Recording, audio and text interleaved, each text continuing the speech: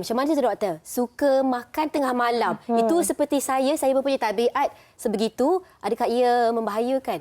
Okey, kita ni tabiat makan pada waktu malam adalah satu tabiat yang sebenarnya tidak sihat. Kalau kita lihat pada waktu malam selalunya kita berehat dan organ-organ dalam badan kita ni akan juga turut berehat. Jadi kita tidak memerlukan tenaga untuk membakar apa-apa ketika kita berehat. Jadi sebenarnya amalan makanan ataupun memakan pada waktu malam tu sebenarnya adalah tidak digalakkan dan sebenarnya tak sihat. Tak sihat. Kalau berterusan, bolehkah menjadi penyebab kepada penyakit tidak berjangkit? Jadi apa yang berlaku apabila kita makan pada waktu malam, kita tak menggunakan tenaga itu dan apa makanan yang kita makan itu akan disimpan dalam bentuk lemak ke dalam badan kita. Jadi kalau kata satu hari kita makan waktu malam tu okeylah.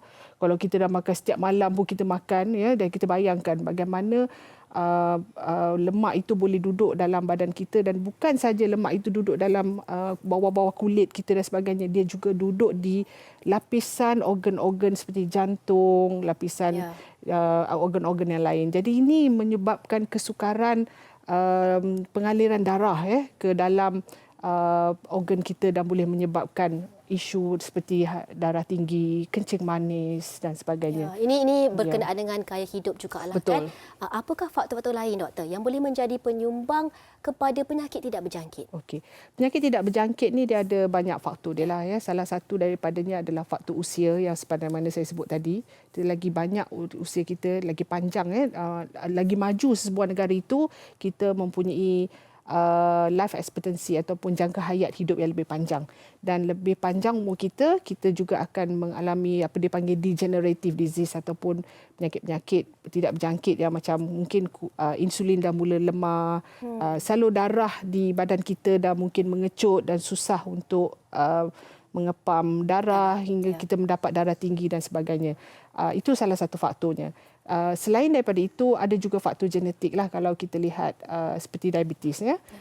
Kencing manis ni kita ada dua jenis, type 1 and type 2. Type 2 ni biasanya terlibat dengan gaya hidup dan juga ada juga kaitan dengan pemakanan, ada juga kaitan dengan genetik.